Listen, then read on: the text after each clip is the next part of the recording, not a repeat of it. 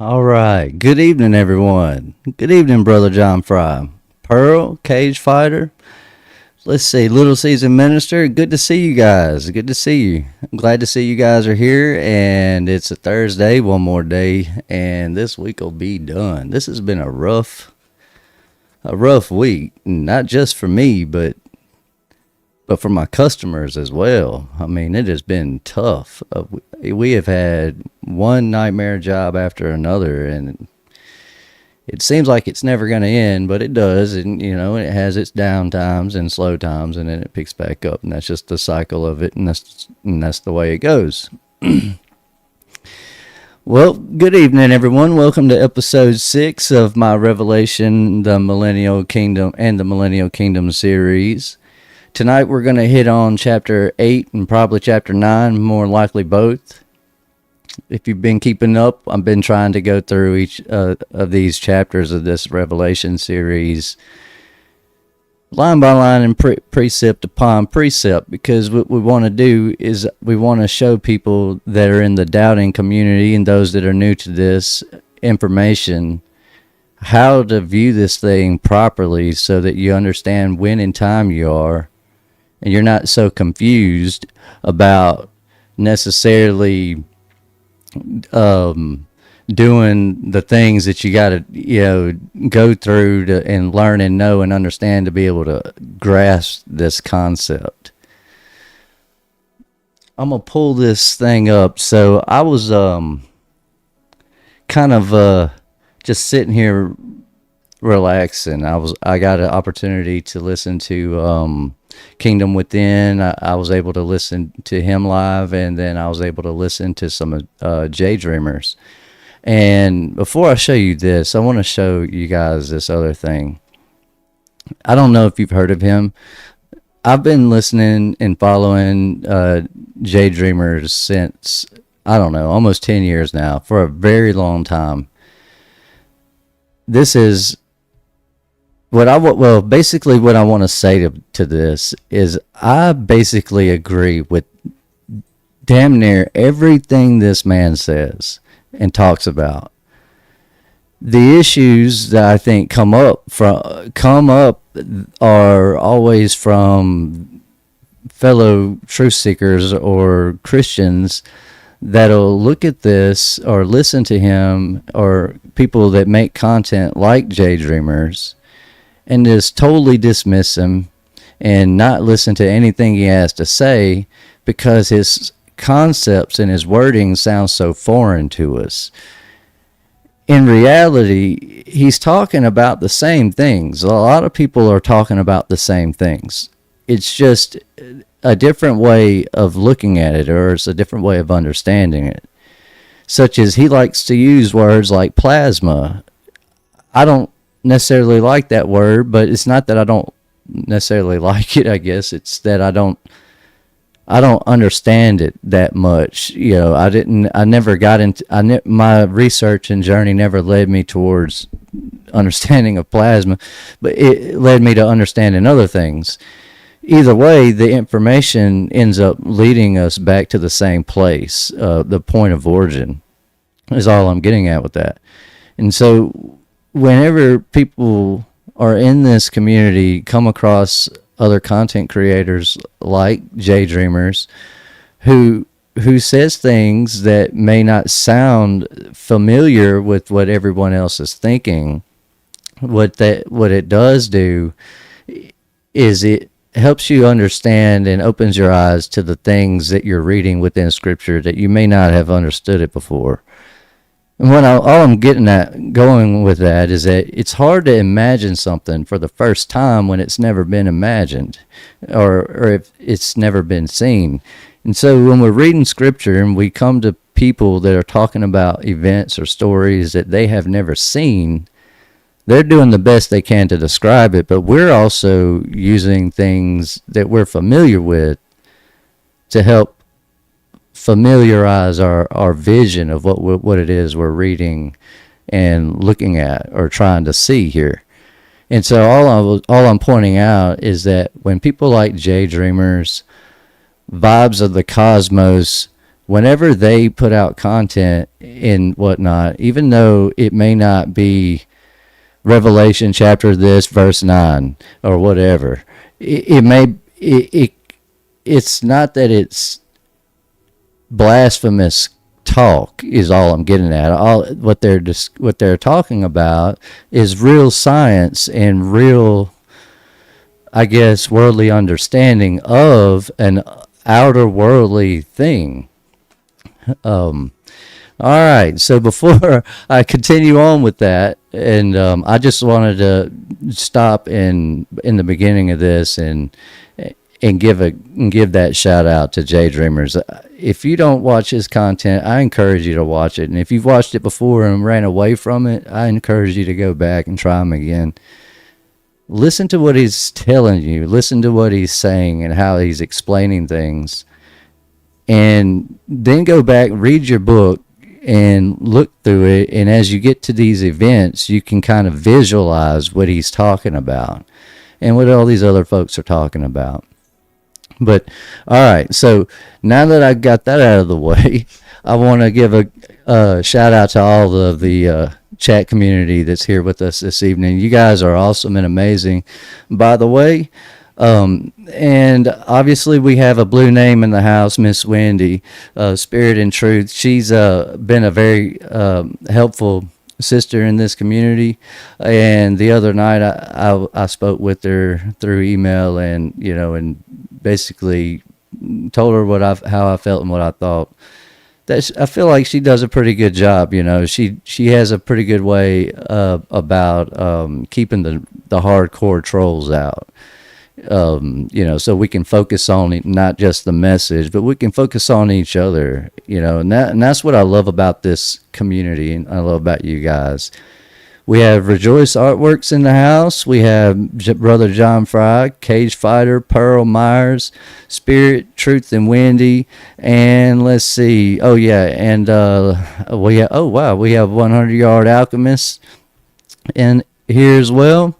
And let's see. It looks like that I called everybody. Little Seasoned Minister. Let me miss you there, buddy.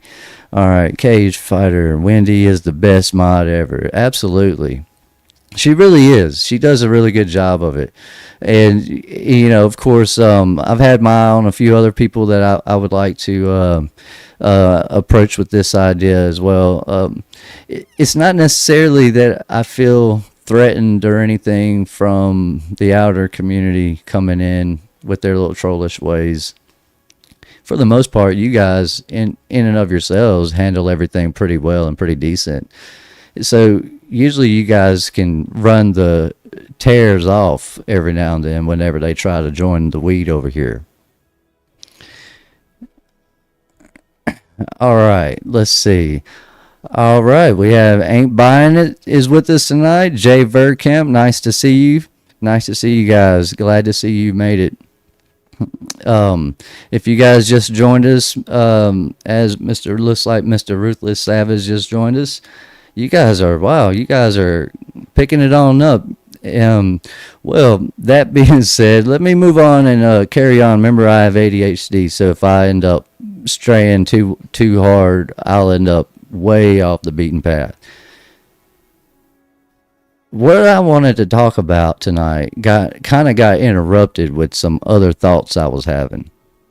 I was sitting here listening to Kingdom Within, and then after his stuff went off, I started listening to J Dreamers, and I don't know, I guess I was hit with nostalgia, listening to him, because he goes way back 10 years of making content and putting it on YouTube. So his research goes way even further beyond all of that.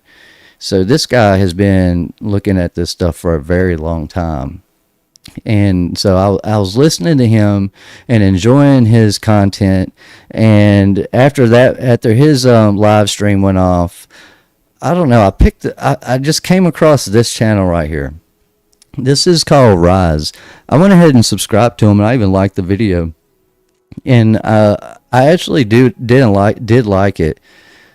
But this video, what it does for you guys, if you want to watch it, there it is. I don't really think I need to link it, but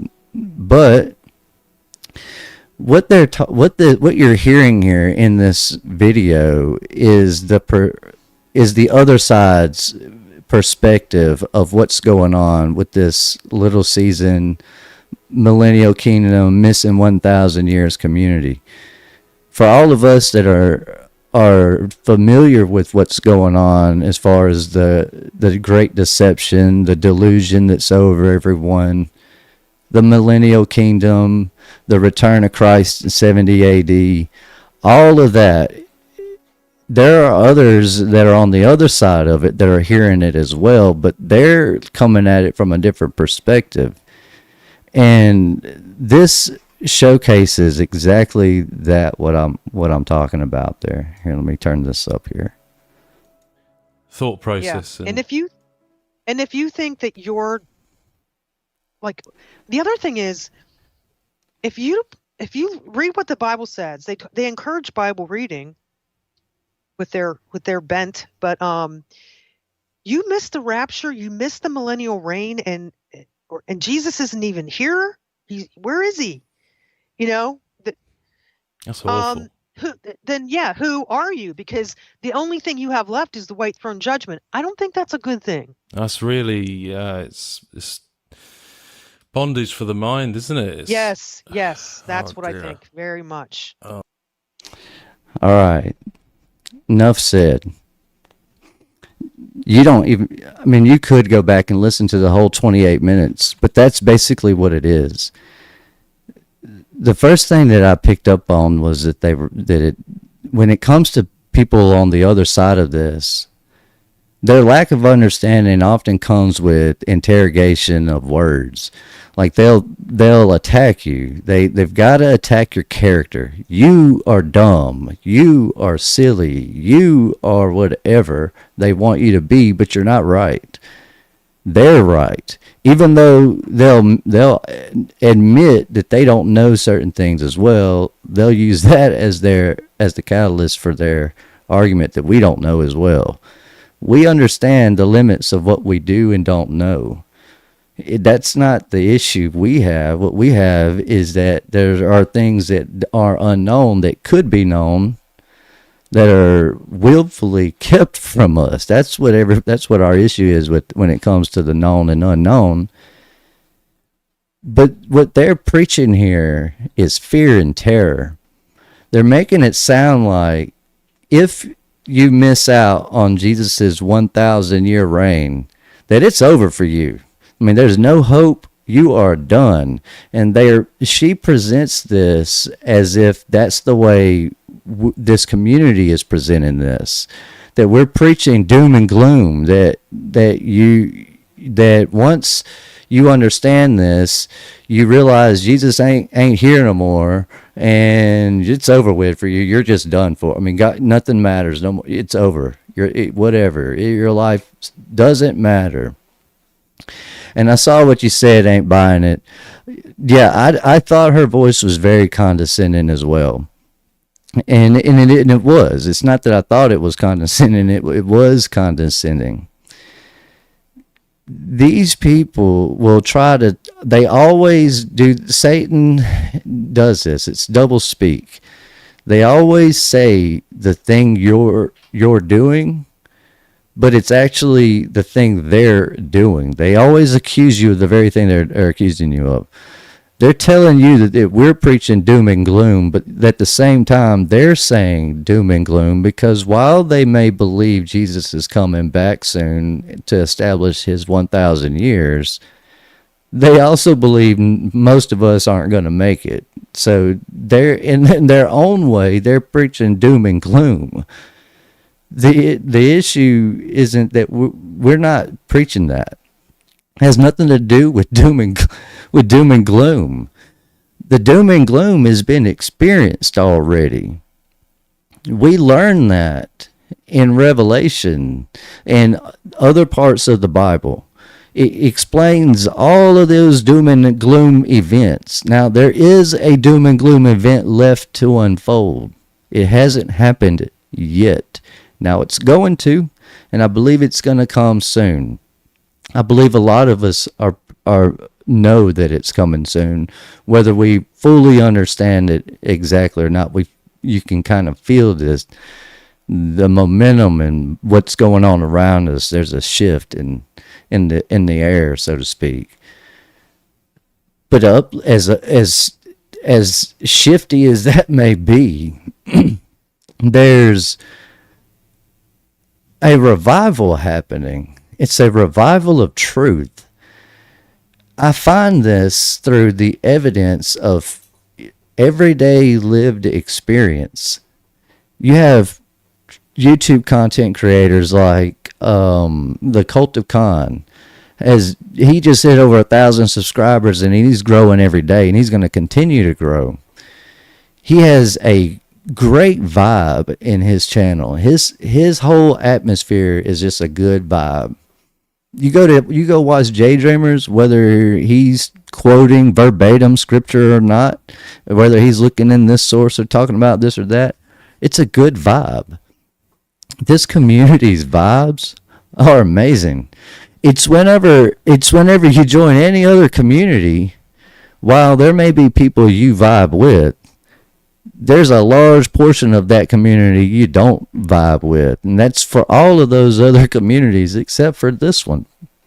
And I find it amazing. I find it that I guess it gets to the point where I sit here and think, man, sometimes I just want to hop on there and just go live just so I could see chat roll. I don't even have to say anything. I just want to see chat rolls so I can see what Ain't Buying It has to say, see what Pearl Myers has to say, see what everybody has to say. I just want to listen and take it all in and enjoy that. I just kind of get lost in the rhetoric that we have going on in this community. And so I guess where I'm going with all of that is that I started all this because after having watched so many content creators come and go and reach a peak and then fade off, some of them have stayed with it and have stuck it out and have just continued pushing through. J Dreamers is one of them. Cult of Khan, he's going to be one of them.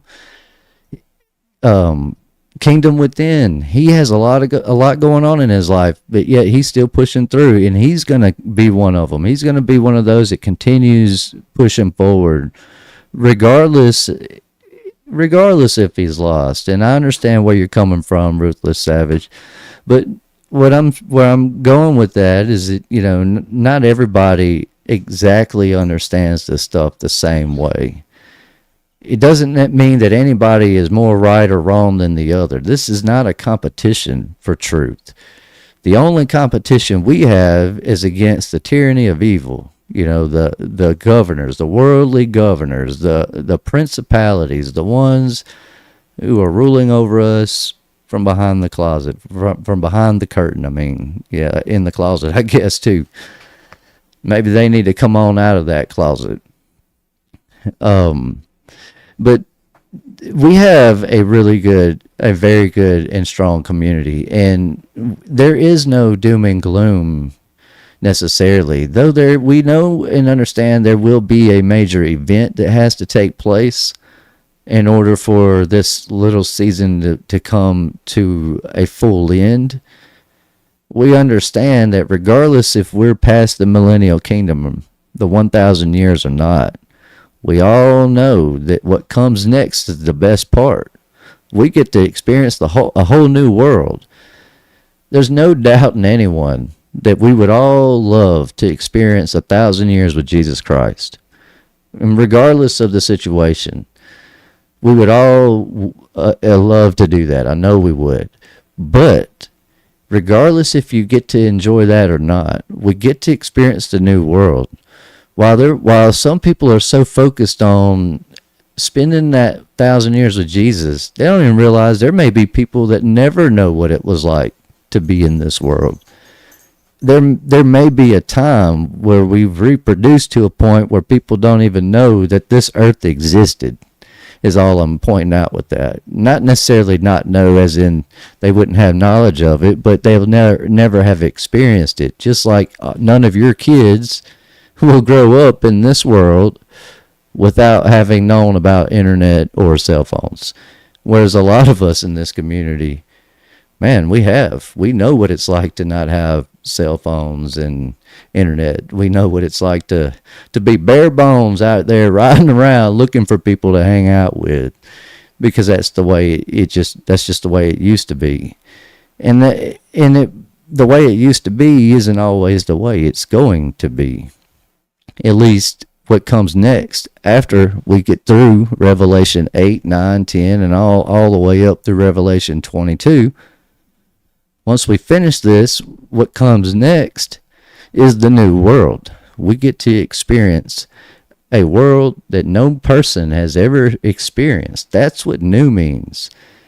It tickles me when I get notifications that someone responded to an old comment I left on someone's channel, and they're telling me that I'm dumb and don't know what I'm talking about because past, present, and future equates to new heaven, new earth. I don't see it, but past, present, and future means new heaven and new earth. It's an odd thing. That's an odd thing for someone to say to me, but somehow I'm the one that's confused. It just doesn't make sense. They have nothing to do with each other, except that maybe new would be in the future, but it's not past and it's not present. New doesn't have anything to do with present or the past. It has to do with what would come next. So it's interesting to me when I come across these channels of naysayers and people that look down on this idea and this concept of what we're talking about.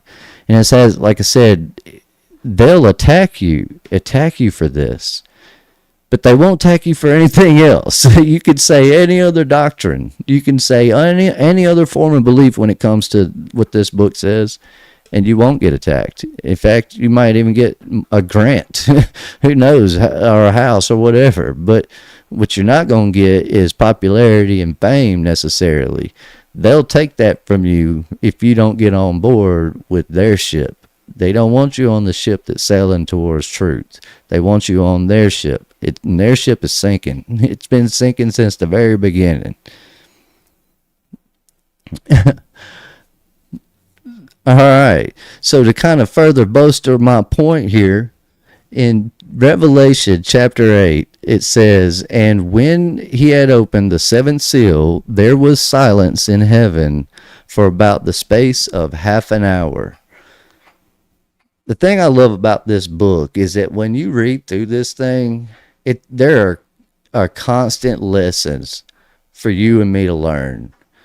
You can learn what the consequences are for almost every mistake you'll ever make in your life just by reading this book, because almost everybody goes through the same things we go through, regardless of their levels of technology, their life experiences are very similar to yours and mine.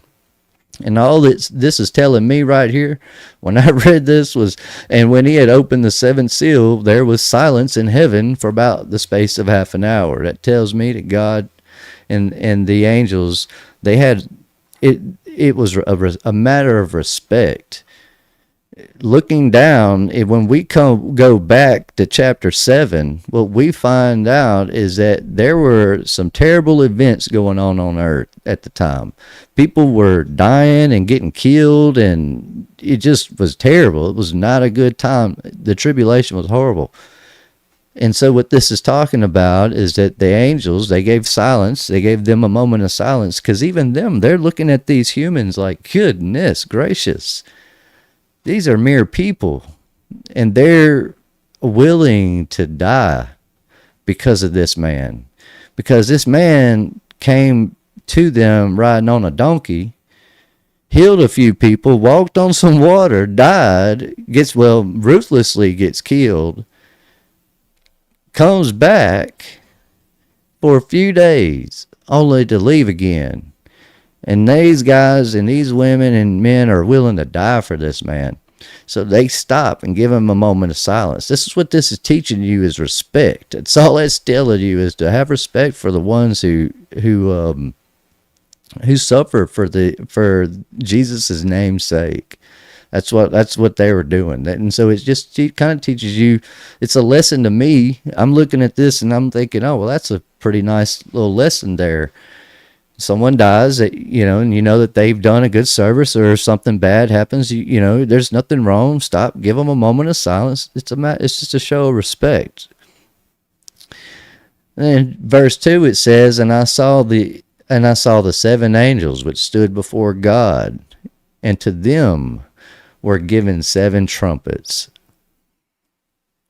And I saw the 7 angels which stood before God, that's 7, standing before him, and to them were given these trumpets. And then another angel, he comes and stands at the altar, having a golden censer, and we already went over all of that.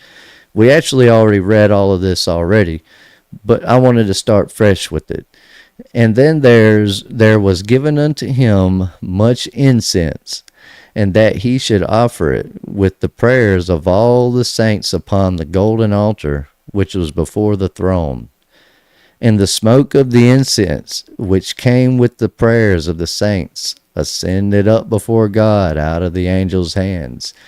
It's funny to me, because I read that in my mind. I'm envisioning the temple smelling like that, this temple like area, or this incense smelling like some really good green. Let's just put it that way. That's kind of how I imagine that to smell, that incense burning. But I could be way wrong. It could have flowery or fruity smell. I don't know what it really smells like. I've never smelt that, whatever they're talking about. But that's what I imagine, because I kind of understand what these incense are made from and where they come from, and why we are and what we call it today. All right, let's see. John Fry says, my parents started out as Jehovah's Witnesses, and then went to Methodist, then Baptist, then Independent. And that's usually the way it goes, though. People travel through these different denominations and doctrines, not because they just want to follow this group or that group. They're looking for the truth, so you kind of have to. That's why I say things like, not everybody is willfully at fault for the lack of their knowledge. They just don't know certain things. And seeing Jay Burkamp says, copy that, CF. They'll certainly be surprised with how it ends up turning out. At least your parents and Pearl's and John's parents were believers. Thank God for that. I worry about my parents. I can feel that. I understand where you're coming from, Jay Burkamp. I wonder and worry, not worry, but I wonder and pray is what I meant to say. For my family, quite often, I wonder what they're up to and what they have going on these days. But I also understand the strain that comes from trying to, socialize with somebody that's so very different, and I guess that's not that that's anyone's fault necessarily, I guess, but it's just the way it goes. we just I don't know, we're just not that close anymore, but everybody's kind of spread out. Our families just kind of went all over the place. Either way, thanks for sharing that. That just made me think of all that stuff for a moment there. Ain't buying it, says, yeah, here you. I worry for so many. Exactly. It's that it's not that we're trying to stir the hornet's nest. We're not trying to upset the system. We're not trying to anger people or scare people with any of this. We just want people to know our Father and to love Him and to seek Him out and understand Him the way that we do. That's what I want people to understand from all this. That this is not. None of this is about doom and gloom. That is nothing we need to worry about. That doesn't mean that some people won't experience doom and gloom. Some people will. That's clearly obvious. But some of us, we may not. We may not experience this doom and gloom. At least not in the same way that people think we will. That's the thing that people really need to understand about waking up when it comes to this deception that's over us. So, like I said, we kind of went over some of this the other night, and I'm going to get back over here before I get too far off of this. I'm going to catch back up with verse 7, and it says, "The first angel sounded, and there followed hail and fire, mingled with blood, and they were cast upon the earth, and the third part of trees was burnt up, and all green grass was burnt up." See, these words are scary. And people will read these words and cling to these words.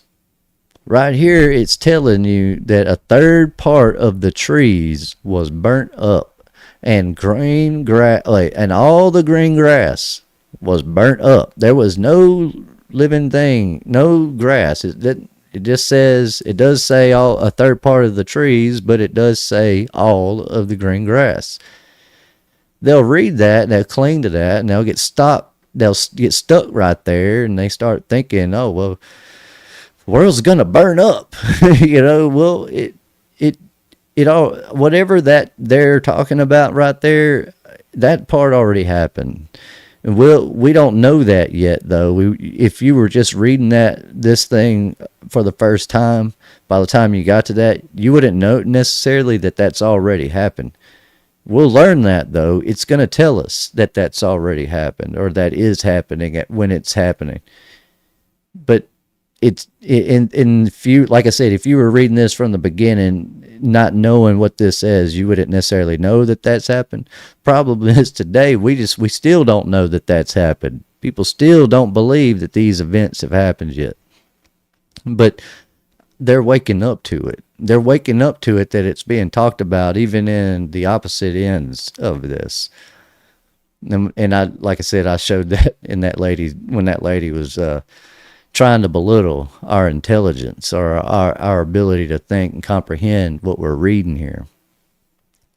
Like I said, this book was not meant to be confusing. It was never written that way. It's not even written that way. It's written very simple, but we are educated, and so we complicate things, and that's why we get lost in this as we read it.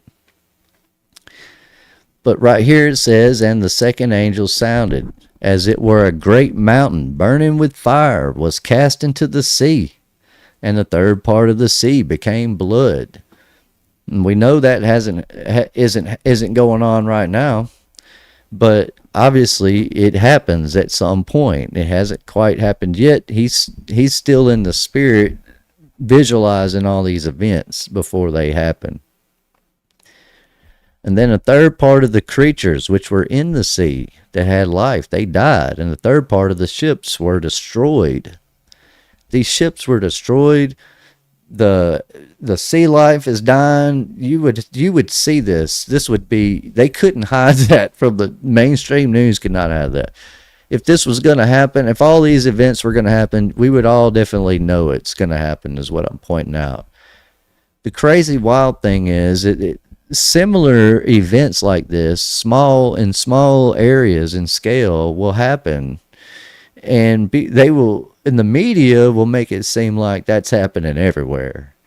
Like, for example, we know that California is on fire, and a lot of stuff is burning down, and we're praying for those people there and all the stuff, and all their loss over there. But I'm not trying to make this a let's talk about California thing. I'm just saying that that's happening, and that's terrible that that's going on. That is not happening everywhere else, nor is anywhere else hardly even affected by that. Reason I'm pointing that out is when these events start happening, it's going to be known everywhere. And the only reason I'm trying to clarify that point is because we have to understand Jesus was still a man. Before he went into heaven and came back, he was here as a man. As a man, he wouldn't be in Israel or in Jerusalem, and also way over here in America, if they are on the separate ends of the earth or continent or flat plane, whatever. All I'm saying is that initially, the people that would not have been around him locally wouldn't have really necessarily experienced or been directly affected by that, but they all would have been affected by the events that took place right after Jesus died. When the earth shook, the sky went dark, the stars started falling out of the skies, Nero persecuting the Jews and coming in and killing millions of them, by the way. I was reading, I got to figure out how to get this book up on the screen, but I'm going to go over a few chapters out of this book here. The Josephus, the complete works of Josephus. He talks a lot about these events as well. He explains them a little bit. He explains these events a little bit clearer than this Bible does. However, the Bible does explain these events. All right, let's see. Little Season Fellowship. Howdy, Rev. Excuse my lateness. Hey, fam. All right, glad to see you here, Little Season Fellowship. Glad to see you guys. All of you guys are here. Hanging out. That's what makes doing this easier. And John Fry's about to learn all this firsthand. He's about to be experiencing what it's like to hit that live button for the first time, and how you feel like you're going to have to get a fishing pole or a leash for your heart, because it's going to blow out your chest. At least that's how it was for me the first couple times, and I still get a little nervous coming in and getting on here. But it's because we're not in this for just ourselves. It's not for the gratification or the glorification from it.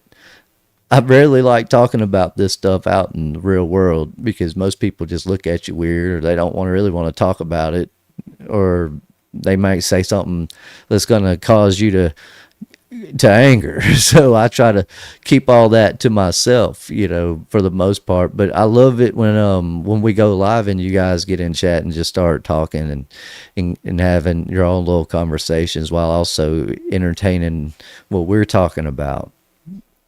Rejoice Artworks, good to see you here. Amber, nice to see you again. Yeah, okay, yeah. I watched Tyler's video earlier as well, Amber, and I pray that he's doing well. I do love his content. I kind of just listen. When I listen to him, though, it's like I zone out, and it's like I'm not even here. I'm in a whole nother world listening to him, and so I just love the way he presents his message. He's got a very good positive vibe. So I feel you there. I saw his live earlier, and I had to hit like, and obviously I'm already subscribed, but for those that haven't subscribed and been to Kingdom Within's channel, by all means check him out and give him a like and subscribe. I know he'd appreciate that, but he does really good work.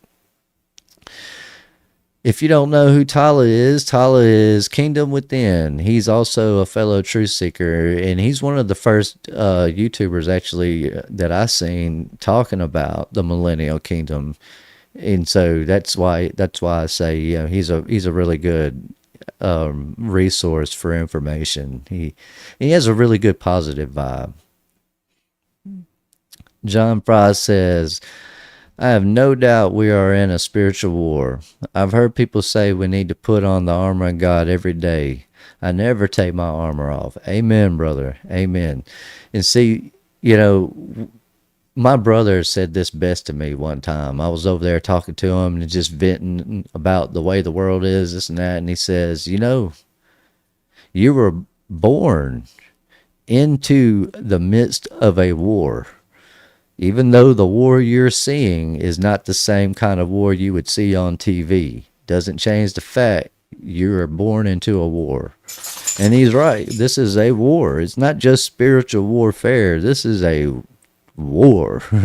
This is a war for truth. This is a war for God. This is a war for serving God, serving Jesus in the truth, and getting this word and this information out there, so that we can try to bring as many people back to the light as we can possibly bring. And I don't mean light like Illuminati. I just mean we want people to be on the right path. The thing that fails these other content creators and researchers and Bible people that talk is whenever they get introduced to this stuff and they start hating on it, but they can't hate on it tastefully. They gotta throw in some nasty verbiage every now and then, because they have to destroy your character. They gotta attack that. One thing I noticed, we don't attack their character, we attack their message or their content. There's a very strong difference there, is all I'm pointing out. Anyway, so let's see. Let me catch back up. Name Lucy, family, Jay Verkamp. Okay. I don't want to give out too much there. Blessings to you, Pearl Myers. I'm so thankful for the fellowship the Lord give us. Absolutely.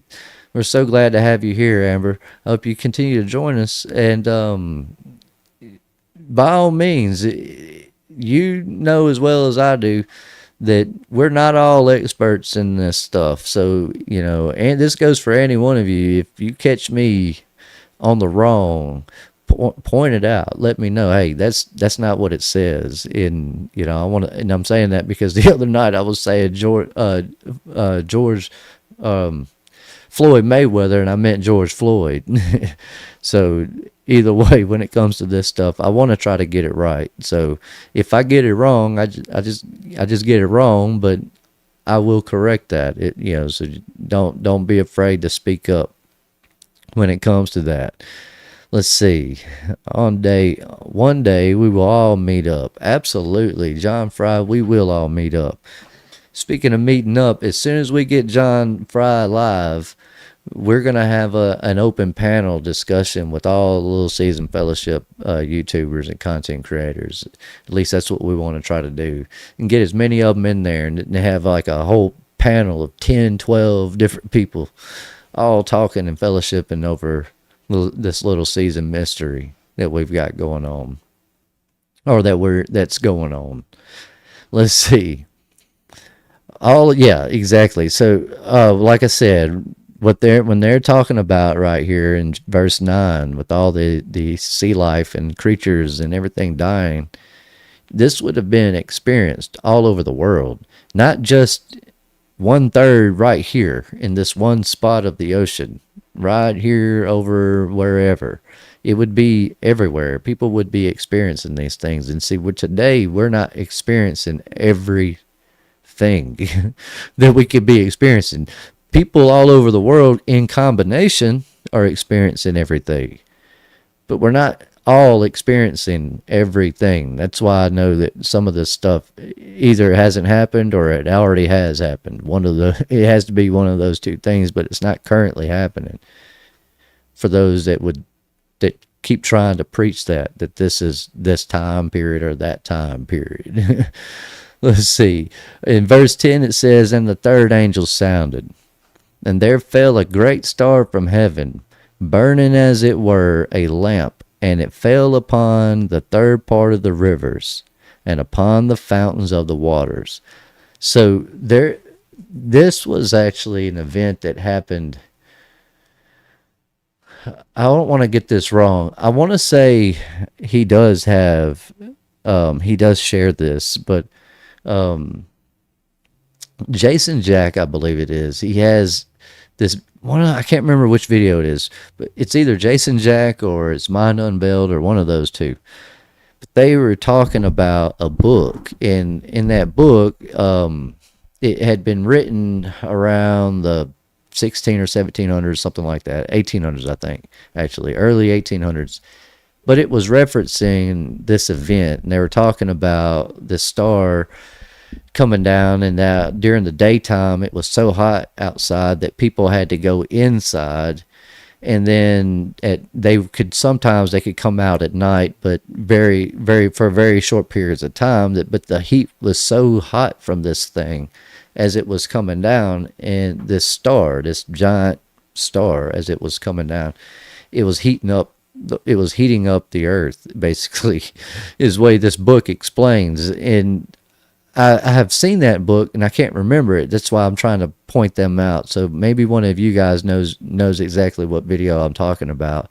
It can help me out with that, because I would like to bring that back. I would like to bring that up and point out some stuff that's in there. But anyways, that's what they're talking about in that book. They're referring to this event in verse 10. When the great star, we end up learning that it's called Wormwood, falls from heaven, burning as it were a lamp, and it fell upon a third part of the rivers and upon the fountains of the water, which, again, when we go into the way the earth is shaped, and actually I'm going to show that 24-hour sun here in a little bit, well, you'll be able to see what this all is talking about. You can see how it would have broken up the lands the way they did, the way that they're broken up, and it kind of helped force things around. It also is just one of these precursors to the following events. And then it says, "And the name of the star," there we go. The name of the star is called Wormwood, and the third part of the waters became wormwood, and many men died of the waters because they were made bitter. Now, if this were happening anywhere in the world, we would know about it. Somebody would be talking about this. So this isn't happening, but it's not gonna happen either. It's not that it's not ever going to happen, because it kind of did happen already. It's already happened. We don't have to worry about this.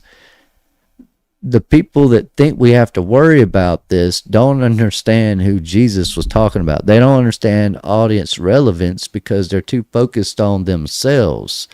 What am I going to get out of this? I want to be a ruler in Jesus's kingdom. I want to beam up to heaven and watch all the people I hate go through all the tribulation. I would love to do I would love all that. That's what they're hoping for. They're doing this they're looking for a Jesus for themselves. They're not looking for Jesus. It's a very big difference between our community and the rest of the Christian community. And I say the rest, you can take any denomination, you can put them all in the same basket, boom, and then there's us. We're just that different from all of them. But that's just the way this thing works. Let's see. All right. Jenny Murphy, Tartarian Prepper, howdy. Glad to see you here. Glad to see you made it. Little Caesar Fellowship, he says, yeah, for sure. If I can work it out, I'm trying to get something started for at least a monthly hangout, if not more. Thanks for that, John Fry. I'll go sub now. Awesome.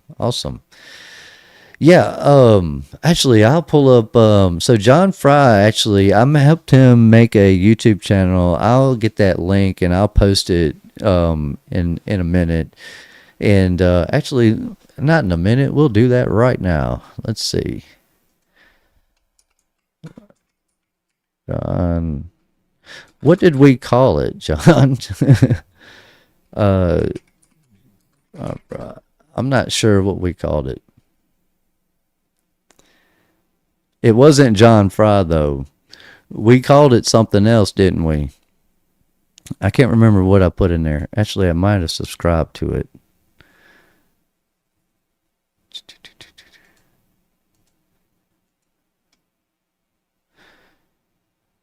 Okay, I'll have to figure this out. I have to figure that out later, Brother John. But I'll post his link in there, and you guys can sub to him. But, he'll be... I'll figure that out and I'll get his link posted. But Brother John's going to start his channel and he's going to start, being out here talking and sharing his wisdom and knowledge with everybody. And I really do look forward to that. Oh, yeah, that's right. The Living Word. JF. The Living Word with JF. Let's see. I remember what the symbol looked like. I may have to put all the words together.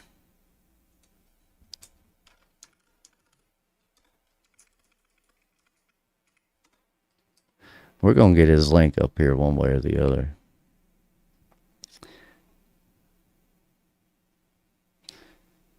I'll get it up there. Don't worry. I'll get his link up there and I'll get it posted. I just have to pull this screen out and move some stuff around to be able to find it. Either way, I am looking forward to Brother John Fry's channel. I'm excited for him. I hope everything goes well with that. I don't know why that's trying to open. All right. Love how this technology works. Just sometimes it does what it wants to do, which you don't feel like it should. Kind of feels like it ought to be only doing what you tell it to do. So anyways, Chris Lucas, Protestant View Live. It's only been within the last 4 years, and I started to realize how people try to make the Bible centered around themselves, rather than trying to figure out the actual meaning. Exactly. It's like they're looking for something that's going to validate their own existence, and by doing so, they cast themselves in front of the Word, and they do that quite often. And it's hard to take yourself out of it when you've been told your whole life to put yourself in it. You can be whoever it is, whatever it is you want to be in life. Every sheep can be a shepherd. I don't buy that, but that you're right. That's absolutely right, Chris. That's what people tend to place themselves in this book where they don't belong. And they're doing that now with all these events, trying to say that they're about to come. They're about to come. They're about to come. Be prepared. Doom and gloom. It's on the horizon. And the third angel sounded, and there fell a great star from heaven, burning as it were a lamp. And it fell upon the third part of the rivers and upon the fountains of waters. And the name of the star is called Wormwood. And the third part of the waters became wormwood. And many men died of the waters because it was made bitter. Like I said, when stuff like this starts happening, don't worry. You will know about it. So if we're wrong, it don't matter. We're all going to know the truth here pretty soon, when that happens, when all that happens. And a fourth angel sounded, and the third part of the sun was smitten, and a third part of the moon, and a third part of the stars, so as a third part of them was darkened, and the day shone not for a third part of it, and the night likewise. Okay, so actually, I think, and I might be wrong in my observation of this, but I think this video right here I think he shows. I think he shows this. I think he shows what's going on and what they're talking about. And so we were in Revelation, just so people want to follow along with that. In Revelation, verse 12, it says, the fourth angel sounded, and the third part of the sun was smitten, and a third part of the moon, and a third part of the stars, so as a third of them was darkened. And the day shone not for a third part of it, and the night likewise. Now, I like this Vibes of the Cosmos. Now, he has some pretty good music, too, but I don't want to get a copyright on that, so I'm not going to play his music. However, I like him because he don't have to say anything. He just shows it to you. Look, that's what's going on. And so, let's see if I can pull this up. Here we go. All right. So what I want to show you right here is what I'm saying about that third part in verse 12, when it says a third part of them was darkened, and the day shone not for a third part of it, and the night likewise. What it's talking about there, if you notice, obviously we don't have access to all this green land way out here. But we do have access to this land within this circle. Even though your governments don't want you to know about this little patch of land. Regardless of that patch of land or not, we're confined to this circle part right here. Now, what I'm getting at, where I'm going at with this, is that a third part, I don't know how much of this, but what I'm saying is that during this event, what ends up happening is that that's when all of this starts getting trapped.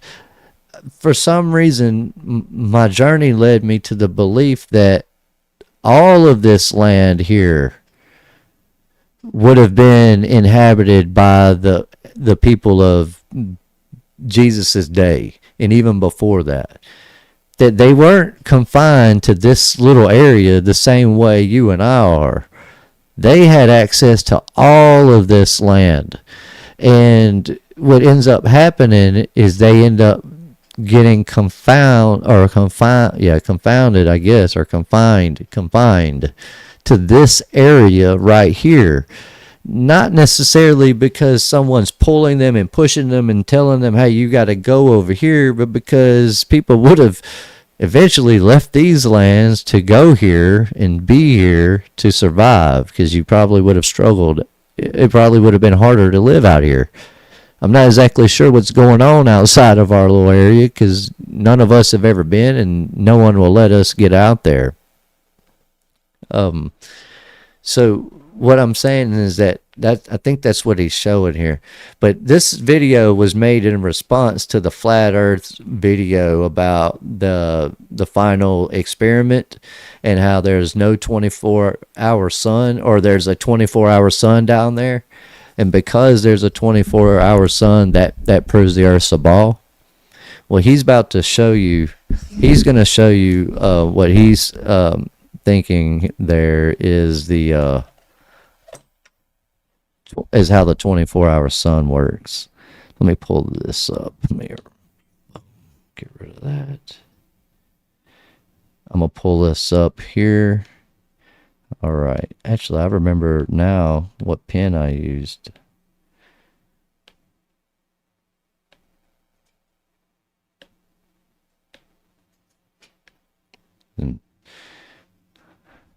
All right. I'm pausing it right here. Let's see if I can do this. All right, so he's doing, I'm going to see if I can draw on this. I don't think I'm going to be able to do that yet. I'm learning this stuff. I'm going to get it all figured out where I can show this better. If you'll see there, well, regardless of that, notice how in this image there, what he's showing you here, this would be, here, I think this is too close. So this right here, what you're seeing on this outer edge here, he's showing you that this is the firmament. This is the firmament. The firmament goes around this outer area right here. This area is where we're at. The reason this area is blue and green is because of our sun that's right here. This sun is small and localized and moves around like this. He's going to zoom out in a moment, but what happens here is you don't see it, but there's another kind of like a bubble is almost. It kind of goes over to this, and that's where a lot of our atmosphere comes from. But anyhow, let's see. Let's move this forward. I'm going to pull this up. Here it goes. It says right here, it's showing you the reflection of the sun on the electromagnetic dome. And here he's showing you the rotation of it. What happens is, as this sun moves or revolves clockwise or east to west, opposite of it, out here on this dome, it refracts or reflects. And so it's actually like the sun is moving one way, but then you have this reflection that's moving the other way. And so from a fixed point on the outer ring of this, it would look like the sun's moving around in a circle, when really you're only seeing it half of the time. The other half of the time you're seeing is a reflection of it.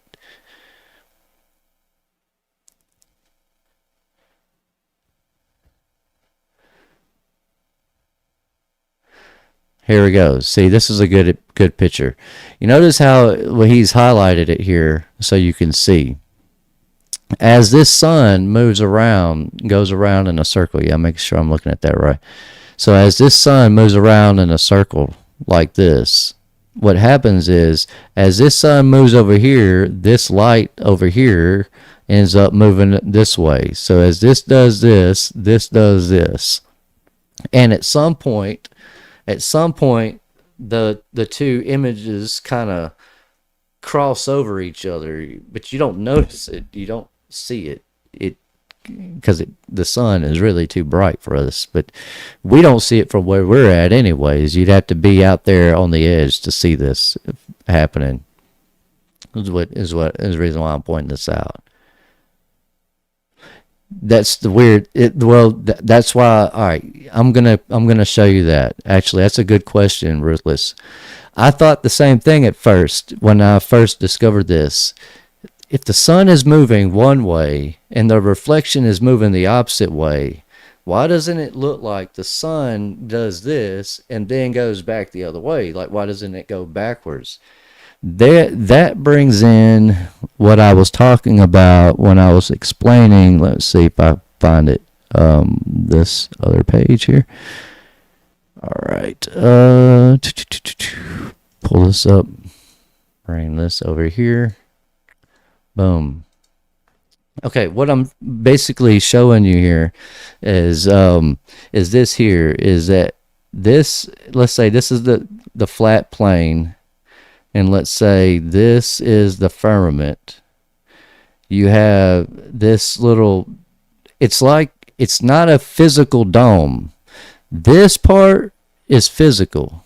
This outer part is physical, but this part is not physical necessarily. It's more like, it's like an actual bubble.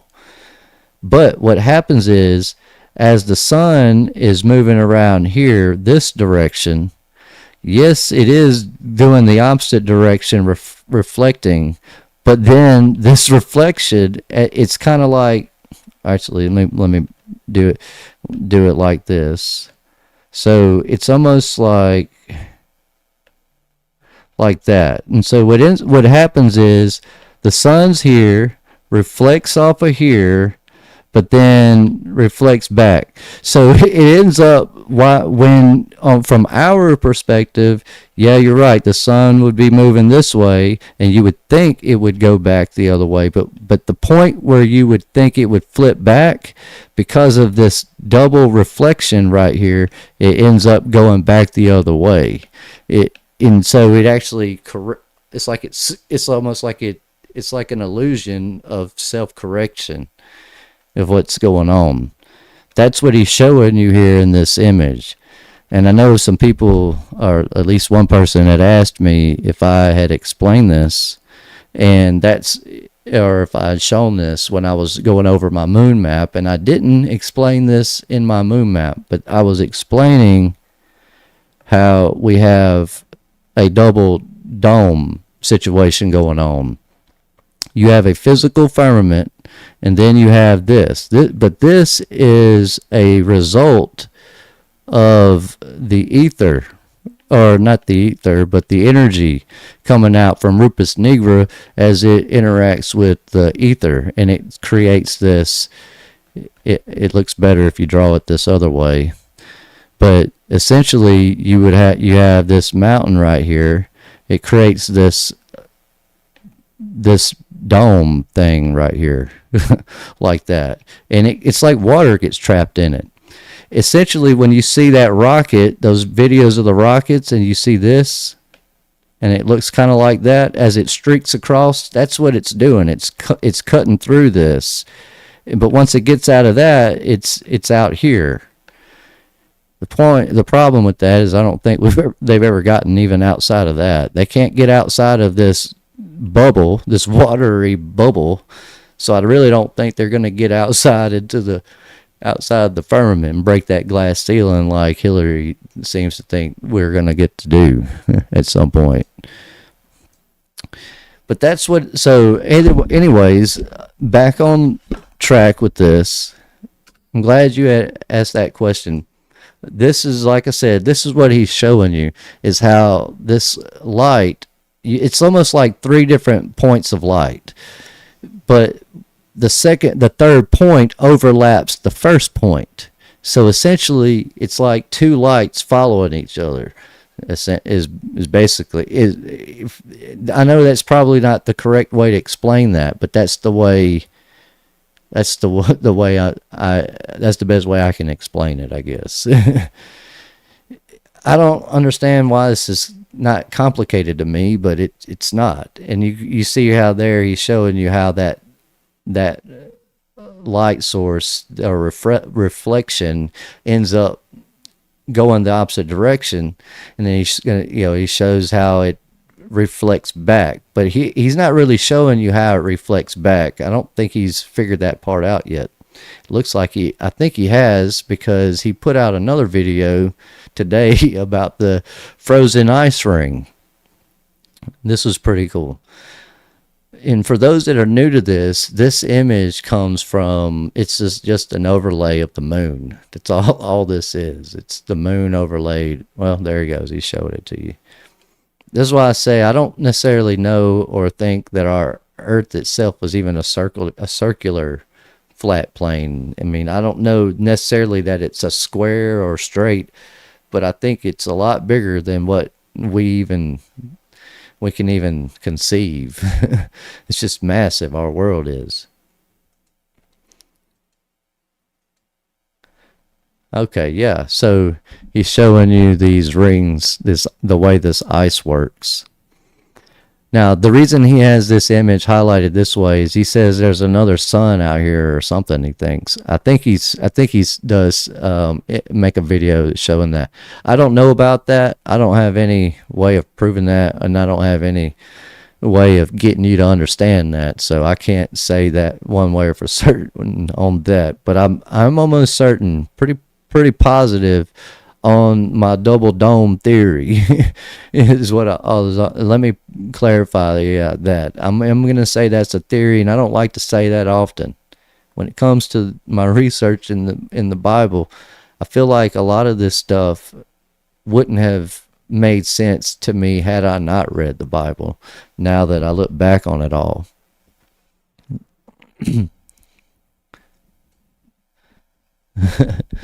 All right, let me catch back up with where everybody is going on here. I pray about everything. He doesn't always answer right away, but at some point, that's right. Let's see. I don't have all the answers. Some things I just take on faith. Absolutely. My discernment says it's a lie. Ain't buying it. I've seen them come and go through portals. Oh, wow. So I guess you're talking about the whatever it is, it's entering, coming and going. It's flying around up there. All right, see, Jay Burkamp says, we are finally at a point in our lives where we know there is so much we don't know. It's actually liberating to not think we know it all, right? And I could see how I could see where you're going with that. I could see how it would be like a burden lifted off your shoulders to know that, I mean, to be able to look at something and go, it's okay that I don't know how that works, but it works, and just kind of move on with your life and just not worry about it. As long as it's whatever it is you're dealing with, it's working. Who cares how or why? Now, some people do, and you can't hate the ones that like to figure all that out. And I'm one of them. That's what led me to all of this. Like I said the other night, originally I came into this with an intellectual mind. I'm going to master this. I know this. I'm going to understand this. And I ended up not, I ended up not understanding any of it. I had to read it over and over and over again. And finally it just clicked. And I think it was because I was trying to go over it with my kids and going over it with them this way. It ended up making sense to me. But it also opened my eyes to a point. I think I sat there and was like, holy mess, this is crazy. Everybody needs to know this. And then you go out in the world, you start telling everybody, and all of a sudden you're crazy town. You're in crazy town. Except that you're the crazy one, and everybody else in crazy town, they're not crazy ones. But everything they know and believe is a dream. It's a false reality. And when you wake up from that, you understand what all these terms like the Matrix and all that come from, and what they're going on about. Let's see. Good night, Brother John Fry. I know you got to get up early. I think you're about an hour ahead of me. Yeah, you are. So it's pretty late for you. So I understand, Brother John Fry. Good night and God bless. I'm glad you were able to make it, brother. Let's see, ain't buying it says, sun and moon going in and out of portals. Oh, yeah. So the book of Enoch explains how the sun and moon circuits go. And the calendar is based on the two, not on either one. Exactly. Absolutely. Actually, you're right. So that's actually where I began this understanding on the earth. Rotation, like how the sun and moon rotate around us. When I was reading Enoch and trying to understand what you're talking about, where it's explaining how the sun and moon they circuit, how their circuits work, you're right. There's these portals that they come in and out of. The thing is, this happens instantaneously that I don't think we notice it. We can't see it, especially since most of us can only see some of the sun at any given time anyways. We can't see it for its full duration, in its full route, rotation around us anyways. But yeah, that's a really good starting point for understanding any of that stuff in the vibes of cosmos. So if you want to get some spiritual understanding with it, then definitely, yeah, I would go check out the book of Enoch and read through that, because it does explain all this stuff. The problem is they explain this stuff with the understanding, or with the mindset, I guess, that you and I already have a familiarity with some of this stuff. The issue is we don't, so it is like reading something that we just haven't ever seen before. Let's see. Cage Fighter says, gee, thanks for it. Now, get this song out of my head. All right. Oh, Funky Town is better. All right. Yeah, that happens to me too. I'll get a good song stuck in my head and I'll have it on repeat for days.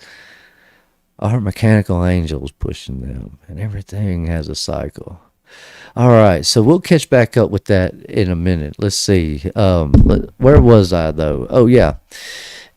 Final verse. It says, and I beheld, and I heard an angel flying through the midst of heaven, saying with a loud voice, woe, woe, woe to the inhabitants of the earth by reason of the other voices of the trumpet of the three angels which are yet to sound. The reason he's saying this is kind of a reflection back on verse 8. Verse 1 in chapter 8, when it says, and when he had opened the seventh seal, there was silence in heaven. It's kind of like foreshadowing. That's what that was right there in a way, because that's kind of what they're referencing right here is this angel is, they're not, they're wild. It is rough on Christians and people on earth right now during that time, when these events start taking place. When tribulation kicks off, it's really bad. When these seals start getting opened and these angels start blowing their trumpets, it is very, very bad on earth.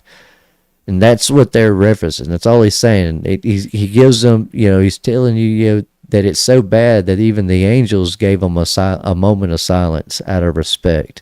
And then here he's singing this. He's with a loud voice. He's yelling this. He's proclaiming, look how bad this is. He's crying. They're crying. They're upset, and they're mourning for you and me and those that would be experiencing that if we were there. That's what I mean when I said you and me. And the rents. You're very welcome, Wendy. Thank you for being back, and thank you for helping me out with being a mod on this channel for me. I really do appreciate that. It means a lot. It's a blessing to have you in here, and it's a blessing that I've been able to find this community. And I've said this before, but it's really nice when you've gone 4 decades with no one really in your corner when it comes to talking about this stuff. Hope my OBS is still going. It says it stopped. Never mind. All right, so hopefully my OBS is working. I just got a weird notification said it stopped, so if it did, I apologize.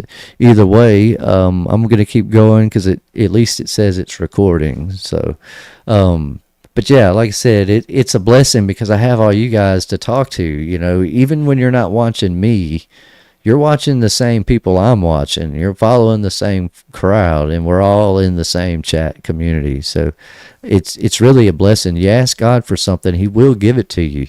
It may not be what you're imagining, but we always have to remember our ways are not God's ways. They're his ways.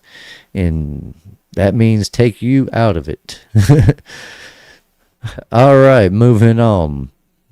Let's see, chapter 9, in Revelation, it says, and the fifth angel sounded, and I saw a star fall from heaven unto the earth, and to him was given the key of the bottomless pit.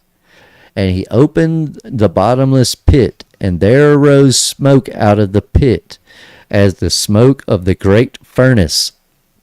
And the sun and the air were darkened by reason of the smoke of the pit.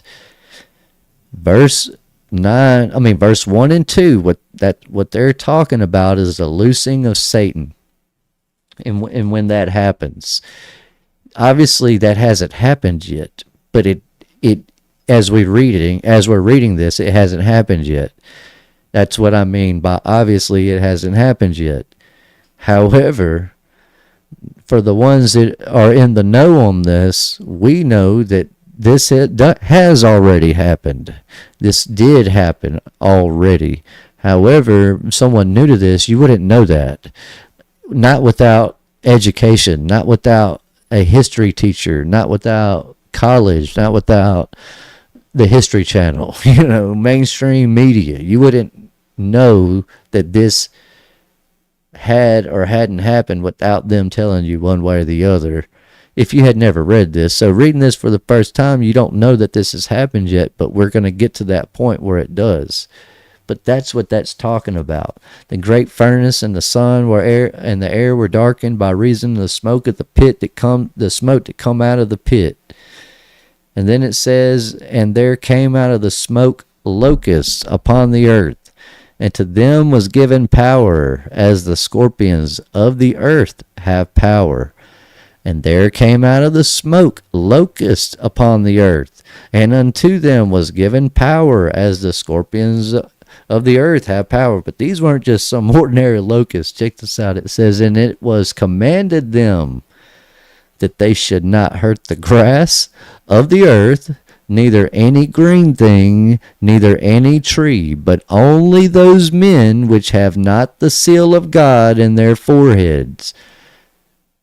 In the context in chronological order, I guess is the best way to say that. In chronological order, what would have been taking place is once this event takes place where the locusts come out, all the martyred Christians would have been martyred and dead by now. The only people left on our team would be the 144,000. They're the ones that were there to the very bitter end of tribulation. And that's what this is talking about. So that everyone else that's not martyred, that is also not the 144,000, that's basically just unbelievers and just people out here who just so happen to be surviving these tribulation events. All those people, that's what they're talking about. So this isn't, they're not going after that. That's just the locusts are going after those men and whatnot. That's what that's talking about. It's not talking about, well, all I'm saying is that at this point, if this were happening, which, like, again, this is just foreshadowing the future events that are yet to come, as it's telling you that there will be people left on earth still that are not saved, that are just out there. This is happening during tribulation, but this also takes place even after tribulation, where you still have people that are not necessarily saved. They're not necessarily evil people, but they're not good either, by no means. Let's see. All right. So, and then it says, and the shapes of the locusts were like unto horses prepared unto battle, and on their heads were, as it were, crowns like gold, and their faces were as the faces of men. Faces of men, horses prepared for battle. These locusts were not just some normal locusts. They were massive. But if we're looking at this from a scientific or daydreamers type of perspective, I could see this happening, but the locusts aren't any different than they are today, except that they would have been their natural size. In other words, nothing today is its natural size. Well, it kind of is. It's natural to its current environment. But your natural size would have been what your size would have been during the original environment.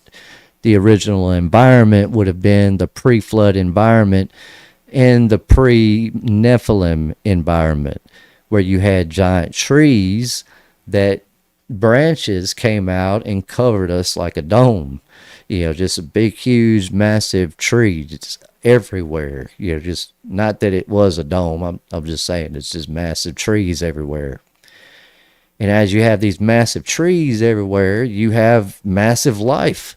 Everything would have been bigger. Even the locusts would have been bigger.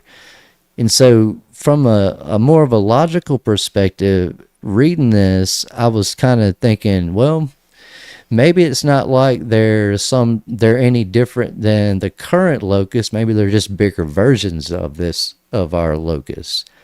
And there again, if the locusts from before the flood so happened to spawn out of the earth today, they would look to us the size of a horse. And so naturally, they would want to eat us because we would be like food to them, basically. So, but that's what that's talking about. And all I'm pointing out with that is just be glad you didn't have to experience that. That would have been terrible even if you didn't get eat up by a locust, it would have been awful going to check the mail and my neighbor gets picked up by a locust. I don't think I would want to live through that time. You see, so I guess this is doing is it just keeps bringing me back to what that woman was saying in that video, how they're trashing this topic, and they're saying that we're the ones preaching doom and gloom. Look at all of this. This is just one chapter of events, and this is all terrible stuff that's happening. But they're preaching that it's about to happen. That we're going through it either right now. We're going through this stuff, and it's happening right now, and it's gonna continue, and it's getting this and that. While it may continue to get worse and worse, we don't have to worry about any of this. All of this has been done, has taken its course, and it's been completed. And we can believe that because that's what Jesus was telling us. Now, getting back to this, where it says, and they had hair as the hair of women, and their teeth were as the teeth of lions, and they had breastplates, as it were, breastplates of iron, and the sound of their wings was as the sound of chariots of many horses running to battle. And they had tails like unto scorpions, and there were stings in their tails, and their power was to hurt men 5 months. And they had a king over them, which is the angel of the bottomless pit, whose name in the Hebrew tongue is Abaddon, but in the Greek tongue hath his name Apollyon. So those last few verses, even though I say we're going through this line by line, we're focusing on precept, that's context. So all that was them just describing the horror they would have been seeing when it comes to these locusts, these great and massive locusts. So it would have been, yes, absolutely, Jenny, it would have been terrifying. You wouldn't want to go through that. So for the Christian community that seems to think we're headed into this, I hate it for them. We're not the doom and gloomers. They are. So we're trying to get them on board with us. All right. So it says, where was I? Verse 10. Oh, verse 11. And they had a king over them, which is the angel of the bottomless pit. Now, who was locked up in the bottomless pit? The angel, Lucifer, was locked in the bottomless pit. Whether he was Lucifer in the beginning and they called him something else or not, by the time that they're writing this revelation in this book, and when it comes to us, he's called Lucifer. So we're going to go with that for this moment. I have some other stuff, and I can show you some other things on his name and names and where these names come from. We'll go over that another day. We'll do I'll do a video or a live where we'll kind of go over some of these explanation on some of these names and why they are what they are. But for now, we know that that's Lucifer that was released from the bottomless pit, and whose name in the Hebrew tongue is Abaddon, but in the Greek tongue hath his name Apollyon. We know who that is because we've read all this already, some of us, and we're past this point. But those who aren't past this point, they don't know any of this yet. Once they get to verse 12, it says, one woe is past, and behold, there come 2 more woes after.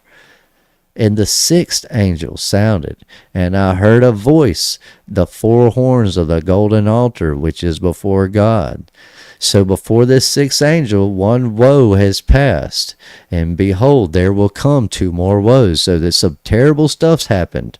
Now they're going to go through the 2 more events. They've just got eat up by locusts. Giant, scary, terrifying locusts just came up out of nowhere.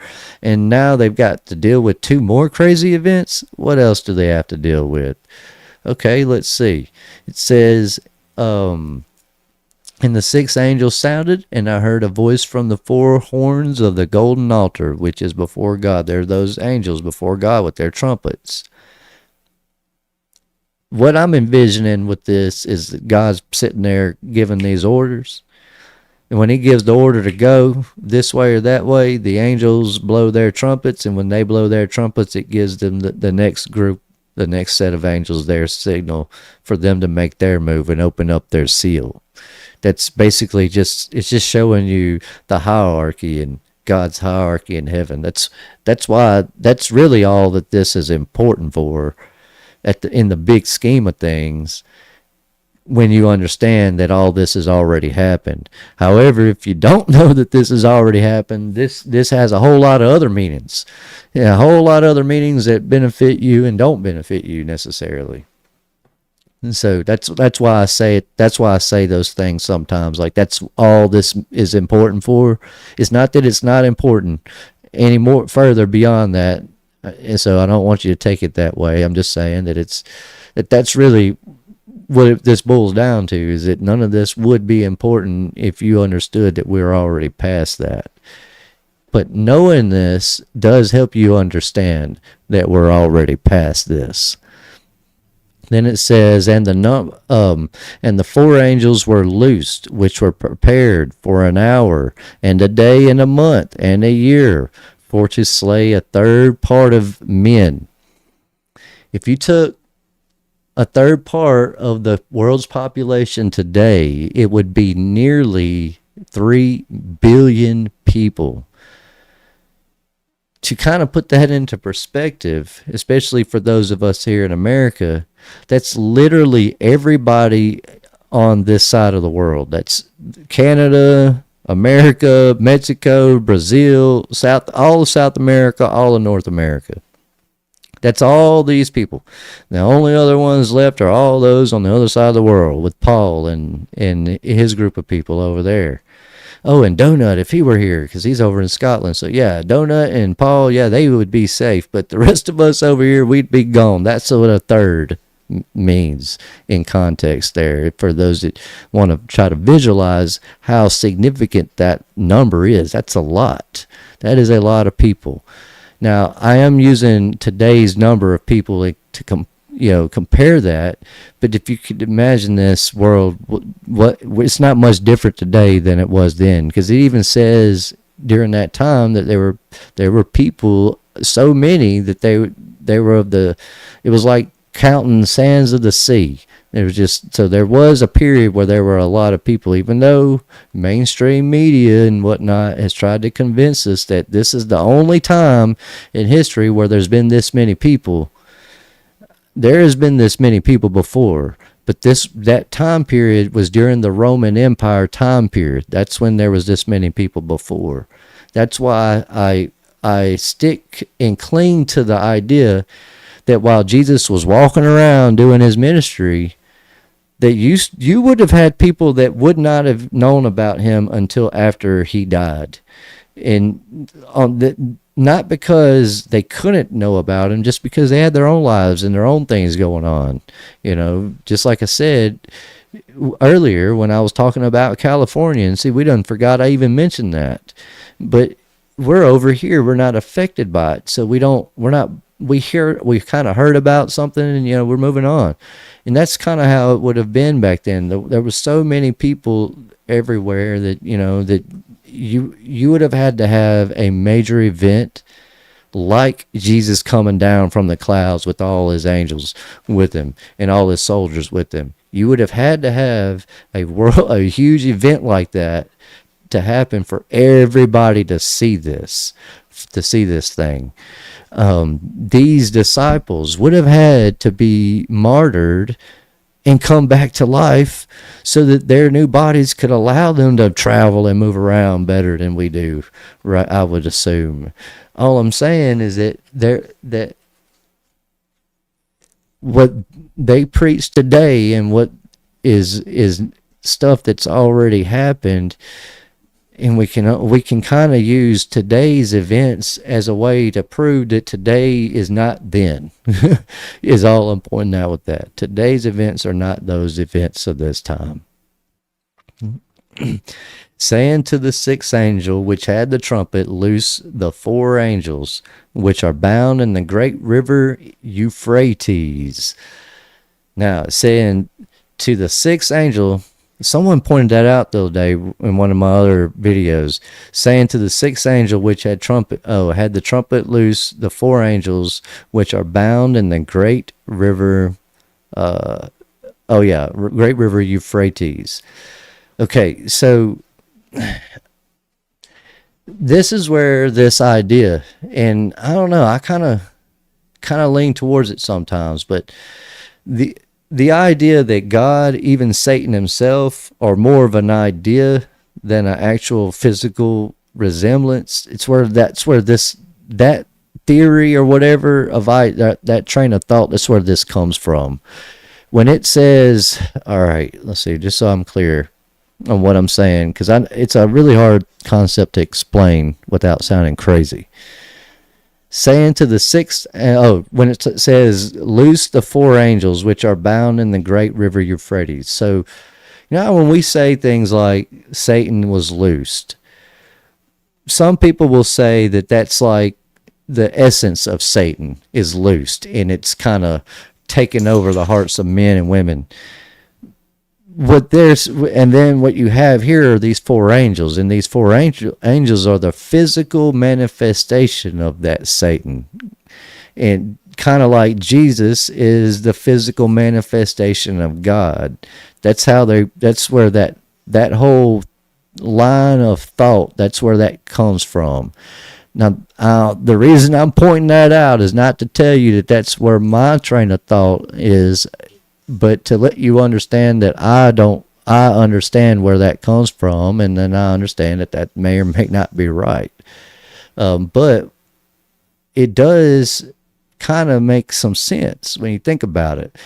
Loose the four angels which are bound in the great river Euphrates. It's talking about loosing these four angels that were bound under the Euphrates. Well, we also know Satan was bound in the bottomless pit. Now, like I said before, I kind of lean on that a little, but at the same time, I'm bound to this literal way of looking at this. In order for me to understand this, really, that's how I had to do it. And when I do that, you wind up realizing it does separate the two. So you do have a separate four angels from the angel in the bottomless pit. I mean, it doesn't. It's not like they're reiterating the same thing here as they were doing before when I explained that in earlier chapters, where it repeats itself twice. At first when I read this, that's what I thought it was doing, that it was just basically telling you that Apollyon or Abaddon was really the four angels. Now that I've kind of came to the understanding of the little season, I'm of the mindset now that that's two different. It has nothing to do with it. I mean, the events are taking place, but they're not the same. Satan is his own thing, separate from those four angels. Now, that's just my thought on that. I don't necessarily have a way to prove that, and I don't think anyone else does either, but by all means, for those that do, enlighten us. And then as it says in 15, it says, and the four angels were loosed, which were prepared for an hour and a day and a month and a year. So a year, a month, a day, and an hour. So 1 year, 1 month, 1 day, 1 hour, for to slay a third part of men. And that's where it talks about, it actually brought that back up here where it was saying in, I think actually, where was that? Such angel, and behold, the two, when it was talking about the woes, the first woe, when a third part of them. So these angels are creating these events, but they're controlling these events. When they were loosed, they prepared for a while, and that's just letting you know that there's a time period while they're out that they're not actually doing anything, and then all of a sudden they start going to work. When they start going to work, it says the four angels were, it says the number of the army of the horsemen were 200,000 thousands, and I heard the number of them. Now, I've seen a lot of people describe this number a lot of different ways, but point is, that's a lot of people. He says the number of the army of the horsemen were 200,000 thousand, and I heard the number of them. And thus I saw the horses in the vision. There we go, vision. Like I said, he's still in the spirit. So all of these events are not happening yet. This is foretelled future events for the question the narrative people. When they get into this type of stuff, they seem to think that, I don't know what they're thinking. I'm not getting into that tonight. But that's what I'm saying, is that this, all that is I'm pointing out proper grammar.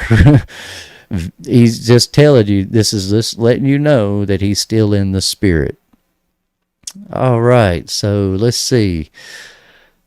Night J, Night Cage. Okay, you guys got to go. All right, I see you guys got to go. It is late. I'm sure it is late. It is 9:43 where I'm at. So a lot of you are either ahead of me on time, and some of you are further behind me on time. So good night, you guys, and thank you guys for being here.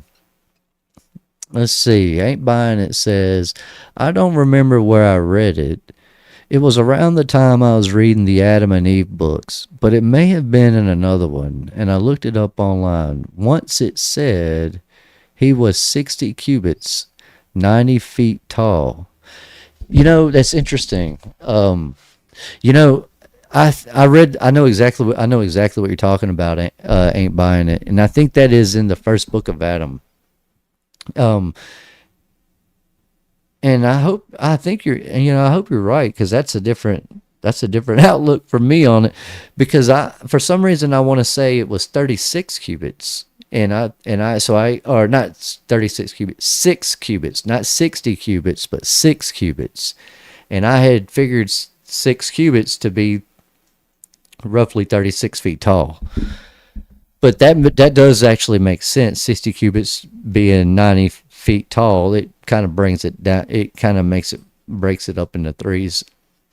So I could see how that could be more accurate.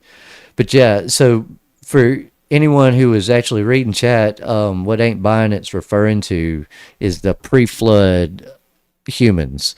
The pre-flood humans, which are in DNA the same as you and me. The only difference is their bodies grew bigger and taller and stronger, because they lived in a much more perfect environment than what we live in today. Our environment's been corrupted, heavily corrupted. All right, let me not get too far off of this before I lose track of time. Like I said, he saw the horses in the vision, and them that sat on them, having breastplates of fire and of jacinth and brimstone, and the heads of the horses were as the head of lions, and out of their mouths issued fire and smoke and brimstone. So yeah, it's just giving you an illusory description of all these soldiers, but it's letting you know that this is a vision. So it's not quite happened yet. We haven't made it that far. But by these three was the third of men killed, by the fire and by the smoke and by the brimstone which issued out of their mouths. So you have fire, smoke, and brimstone. They're being burned up. A lot of this that they're talking about is like when Wormwood comes and all of that starts happening. That's this event. That's so back to what I was saying before. When something's mentioned twice, it's usually important, or it's validating or verifying it. Earlier, when it was referring to Abaddon and the four angels, we concluded that that's not the same thing. However, what it's talking about right here, by these three, the third part of men were killed by the fire, by the smoke, and by the brimstone, which was issued out of their mouths. what it's telling you, it's just telling you again that a third part of the men were killed. It's just telling you twice. It's now in there for the second time. In verse 15, it says, "And a year for to slay a third part of them, of men." So it doesn't slay a third part of them twice. It's not what it's telling you. It's just letting you. It's just basically describing the same event twice. That's what this Bible does a lot. It does repeat itself, but it only repeats itself in certain places where they felt it was important. So it's kind of like highlighting that for you. And then it says, "For their power is in their mouth, and in their tails, for their tails were like unto serpents, and had heads with them. They do hurt. For their power is in their mouth, for their power is in their mouth, and in their tails. For their tails were like unto serpents, and they had heads, and with them they do hurt. And had heads, and with them they do hurt." So what that is doing is it's telling you that these people knew what to say. So I was watching the press secretary give a talk earlier, where the media comes in and they ask her questions and she spits facts at them, and sometimes they like it and sometimes they don't. One of the comments about it was that she is so smart and so witty and so fast with her responses that no one's going to come close to whooping this woman in a debate. Basically, the reason I'm pointing that out is that's kind of what this is referring to. Is it says, "For their power is in their mouth and in their tails." It's just saying that they knew exactly what needed to be said. So in other words, there's so much going on in the world during these events that it's kind of like the whole Trump situation. The whole world was against Trump until things got bad. Then when things got bad, all of a sudden the whole world went for Trump because Trump's saying he can fix it.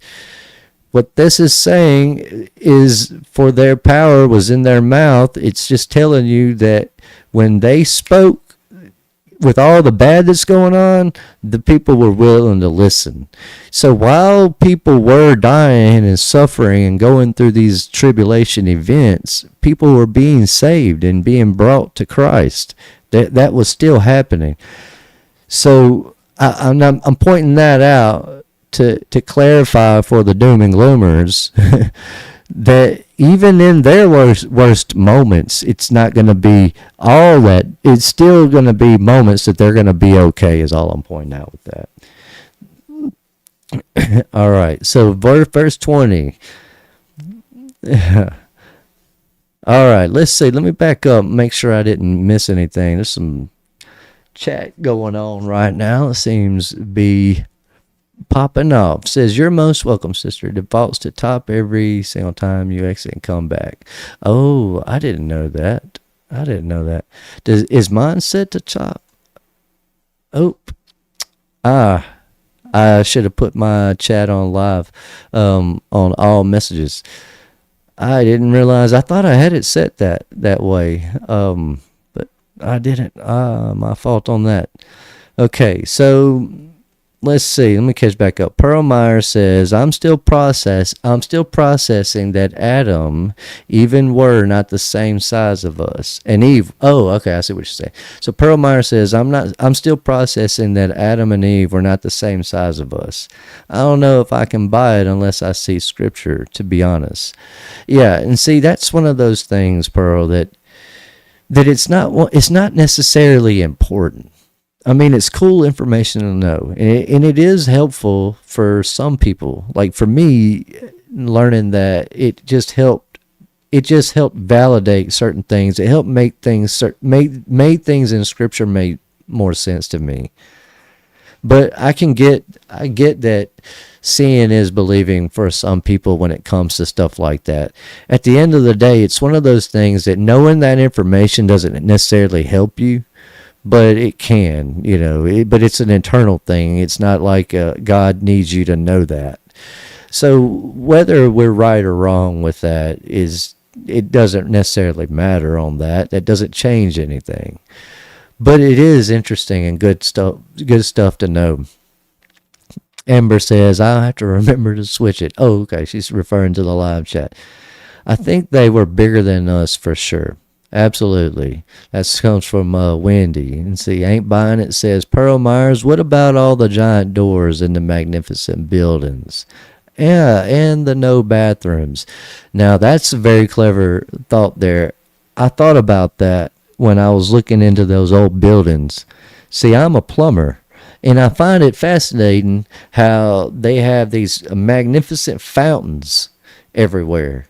And you have to know how plumbing works for those fountains to be able to operate the way they do, especially without them breaking down or tearing up on them and whatnot.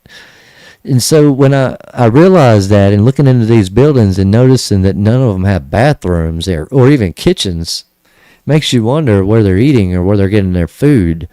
But it does make sense now when I look at that time period and think and realize that it actually could have.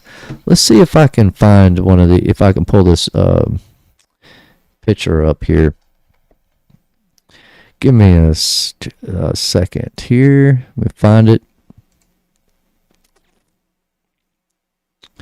Image. Let's see. Where is this image? We'll call it image. We're going to be over in this page. I need to find once human. All right. So I'm going to pull this picture up. I'm going to show you what I'm talking about, just to kind of give you a visual of what we're referring to about people's sizes and stuff. All right.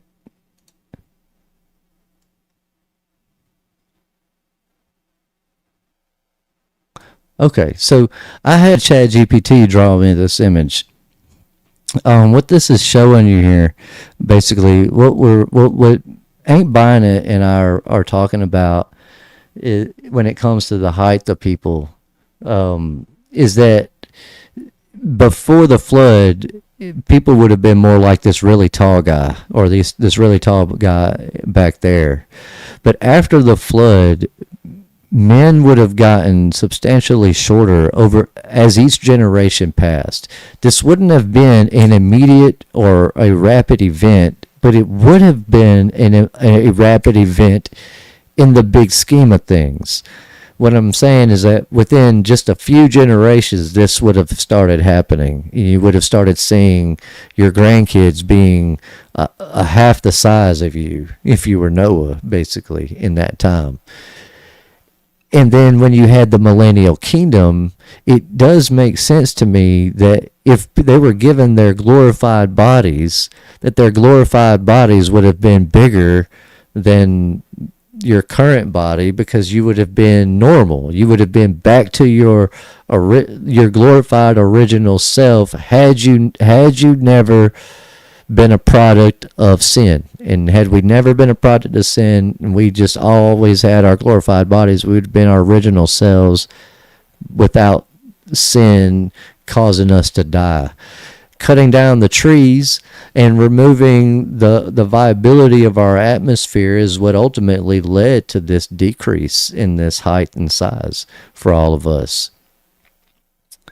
But that's what so that's what we're talking about when we refer to these different heights. And that's why I think some of these doors absolutely were massive like that, because the people that were opening them were massive. They would look like giants to you and me right now if they were here, and we would probably be afraid of them. Just, at least I would be. I would be terrified of somebody 15 feet tall walking around, 20 feet tall walking around.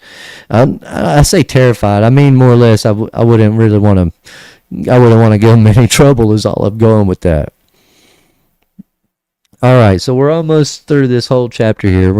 And then we'll be wrapping this up. It says, For their, and it says, and the rest of the men which were not killed by the plagues, yet repented not of the works of their hands, that they should not worship devils and idols of gold and silver and brass and stone and of wood, which neither can see nor hear nor walk, neither repented they of their murders, nor of their sorcerers, nor of their fornication, nor of their thefts. What that's telling you is that all the men who survived these events, that didn't come, that were not sealed and were not martyred for Jesus' namesake, that that they were the worst, they were bad people. They just so happened to survive this thing. Now they don't continue to survive. They meet their demise. It's coming, but we're not there yet. We'll be there on Revelation 10 the next time we come back to this live. And like I said, I'm going to try to stick to this schedule of Tuesdays and Thursdays, 8 to 10. At some point, I may pick it up where I'll do, say, Tuesday, Thursday, and say Saturday at some time. I would like to do at least three lives a week. That would be good.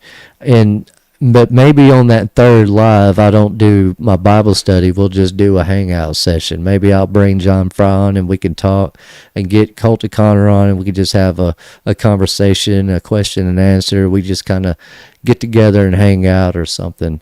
But in the meantime, next Tuesday, 8 to 10, we'll be picking right back up with Revelation chapter 10. Before I say goodnight, let me look back over here at chat and catch it back up with everybody. Let's see. No pollution in the sky, Spirit of Wendy says. She's referring to what I was talking about earlier, about how the environment would have been way nicer and better than it is today, before the flood. And after the flood, it would have been sort of decent, even for a little while, but it still would have been rough because they had to go out and replant the world, as it was basically a wasteland right after the flood. Amber says, my thought with it was genetic modification. I will definitely study into this. Yeah, that's interesting because, see, I went down a long rabbit hole on the genetic modifications, and one thing I found in that was it kind of I kind of went over this in another live a while back, but I'll kind of reiterate it here. I was about 18 or 19, I think I was at the time, and I was writing a fantasy novel. And the fantasy novel was based on all the different races of beings or breed or type of humanoid type creatures that would have been, would have spawned from the angels and the women breeding. And that's where we get like orcs and ogres and fairies and elves and centaurs and all of that. And so it led me into that, but ultimately all of that, Amber, really wound up bringing me right back into this. And when I found out where Ain't Buying It was talking about in the Book of Adam, where it talks about him being 60 cubits, and you may be right on that, Ain't Buying It. For some reason, I've always remembered it being 6 cubits, which I equated it out to be 36 feet tall, roughly. But if it ends up being 60 cubits at 90 feet tall, the math does seem to make more sense with that. So either way, 90 feet tall to today, that's a huge difference. And you would look at those people like they're giants. And so that's why I envision this world to be much bigger than what we're told and what we're shown, because even the giants were much bigger than even what we would think of as a giant. And so if we saw one of the pre-flood giants, the massive, the most tallest Titan style giant there was, it'd be no different than you walking through the grass in your yard, walking past bugs that you don't even notice. We would be that small to some of those giants. And so that's why it makes sense to me that Adam, even at whether it's 36, 60, or 90 feet tall, he would still be puny compared to those really big old giants up there. Okay, so I ain't buying it, says Pearl. Yep, there are little people too, but I don't believe they are saints. And Jesus and the saints ruled here during the reign. Yeah, exactly. So yeah.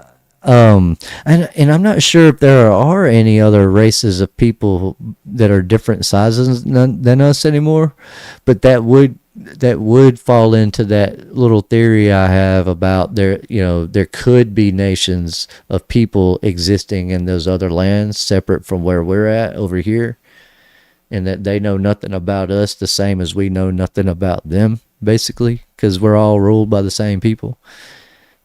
And so I kind of would, that's where my mind would take me with that, and that's how I would research that and try to discover that. But yeah, I do think there were at one time little people. I just kind of like like Gulliver's Travels, where you had different areas of different sized people. But I don't think it had anything necessarily to do with genetic manipulation.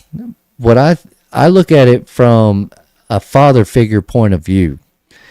As a father of sons, if their children, for example, if I had two sons and I had to marry their children together, and one of them was having 30-foot tall kids and one of them was having 6-foot tall kids, I would encourage them to separate in marriage and not try to mix, because that would be an awkward scenario. But regardless, what would end up happening is that you would have now whole little nations of tall people and little nations of small people. But all of this ends up happening post-flood, like I said, where we start decreasing in size and height due to the environment changes from the deluge. Says, okay, Pearl Myers says, okay, we'll just have to agree to disagree for now. Absolutely. Like I said, we don't always have to understand the same thing the same way. We're on the same team, though. That's one good thing about it. It says, Jenny Murphy says, I think we are like hobbits in height relative to the height of antediluvian men. Yeah, okay, yeah, so I could see that. We could be, as far as if you were comparing us to them back then. All right, so Spirit of Winnie says, we've been devolving since sin was introduced. Absolutely. See, like I said, you guys already know y'all know this stuff, some of it, or all of it, potentially. And what I'm saying is that just because I'm saying it different than what you were saying it in your mind when you were learning this stuff doesn't mean we're talking about different things. And that's the point I was pointing out about J-Dreamers. And I know Wendy understands that, but like other content creators, they're not necessarily talking about anything different just because they're calling it different names. There's no definition or defining name for a lot of this stuff we're all learning and discovering, because it's going to be called whatever we all agree to call it. Is all I'm pointing out with that. All right. Amber says she's definitely a hobbit, only 5'1", so these height numbers would be insane. Absolutely. If I see a really, really tall person of any gender, I would be immediately humbled. Just like I grew up being tall in my family. It's funny because they used to talk about that, and it all the time. Every time we'd get together, it was always how tall I was, how much taller I was than everybody else, and how it felt good. So I loved I loved that part about being around family. Fun problem is, as soon as I get out in the real world, away from family, all of a sudden my 5'9" is not tall enough anymore. I'm a little bitty fella. I'm short in comparison to everybody else around me. But I don't know. I feel like 5'9" is supposed to be tall. It's just, I guess, not that tall. So I'm not that tall. So if anyone wants to know, I'm 5'9". I'm not 6'11" or 12, and I'm not a midget, I guess. I think we could say that now and not get banned. But if we can't, I apologize. I don't mean any disrespect by that. So if you're a little fella, then you're welcome. I'm glad you're here if that's the case. But it's not I'm not hating on you, I promise. So anyhow, all that being said, we caught up with all of that. Good. We were able to catch up with Revelation 8 and 9 this episode. Like I said, next episode will be at Revelation 10. We'll pick right back up with that. We're moving along pretty good, and we continue this for long. We'll be at chapter 20, and then we'll be able to show everyone what we're talking about, those that are new to this. When he says, Rev, I was always compared in height of the girls. It would explain a lot. It really would. Okay, I see what you said. Oh, you were saying my mom is short, and so it's my sister. They're like 5'3", I think. See, we got a bunch of shorties in here, I see. Cage Fighter says that my audience is petite. It's awesome. Anyway, oh wow, stepdad, 6'2". All right. See, we've got just a whole different, we're all different in height and stuff. And, but like I said, that's why all this means so much. It's why it means so much to me. Once I read it, the first few times I didn't understand it. Now that you can see some of this stuff, it just brings it out and it just clarifies it. It makes so much more sense. It really does. But look, I've enjoyed this. I've enjoyed having you guys here, hanging out with me, Cage Fighter, Amber, Pearl, Jenny, Spirit, Ain't Buying It, and let's see, and all the others, Little Seasonist. I know you were in here, and John Fry earlier. I know he had to leave. So you guys have been an awesome audience. You guys have been amazing as always. You're always amazing.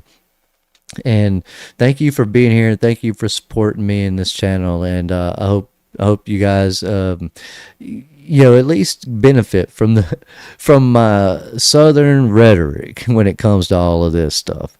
Sorry, I feel like my nose is itching real bad. But either way, regardless of that, I just wanted to tell you guys that I love you guys. You guys have been awesome and amazing.